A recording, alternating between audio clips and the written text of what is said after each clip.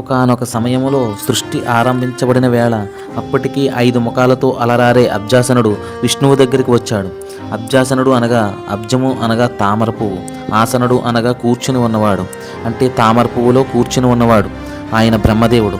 అసలే అందగాడైన శ్రీ మహావిష్ణువు మరింత జగన్మోహనంగా నిద్రపోతూ ఉన్నాడు. శేషపాన్పు మీద సేవకులందరూ యుక్తమైన ఉపచర్యలు చేస్తూ ఉన్నారు.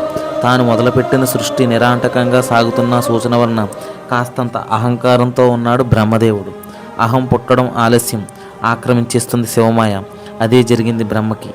ఆ శివమాయలో పడి అహం పెంచుకుని, ఏమయ్యా 4 చేతులు వాడా, ఇంతటి సృష్టికర్తను నేను వస్తే నన్ను లెక్క చేయకుండా, లేచి మర్యాద చేయకుండా నిద్రపోతూ ఉన్నావా? అందరికీ తండ్రిని నేను, గురువుని నేను. ఇప్పటికైనా తెలివి తెచ్చుకుని లేచి నన్ను మర్యాద చెయ్యి. అతిథి మర్యాద చెయ్యని వారికి ప్రాయశ్చిత్తం విధించబడుతుంది తెలుసా అన్నాడు. మండుకొచ్చింది శ్రీ మహావిష్ణువుకి. తన బొడ్డులోంచి పుట్టినవాడు శ్రీ మహావిష్ణువుని అలా అనడం, నిర్లక్ష్యం చేయడం, తానే తండ్రిని అనడం ఆయనకి సుతారమూ నచ్చలేదు. అయినా స్థితికర్త కదా, అందుకని పైకి మాత్రం చిరునవ్వు నవ్వుతూ, బ్రహ్మదేవ నీకు స్వస్థత కలుగునుగాక అంటూనే బ్రహ్మకన్నా తన ఆధిక్యతను చెప్పుకోసాగాడు. ఎప్పుడైతే ఆత్మస్తుతి మొదలుపెట్టాడో అప్పుడే శివమాయ ఆక్రమించేసింది విష్ణువును.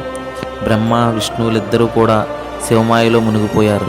నువ్వెక్కువ అంటే నేనెక్కువ, నేనెక్కువ అంటే నువ్వెక్కువ అనే వాదం వల్ల నేనే సర్వేశ్వరుణ్ణి అంటే నేనే సర్వేశ్వరుణ్ణి అనుకునేదాకా వెళ్ళిపోయింది.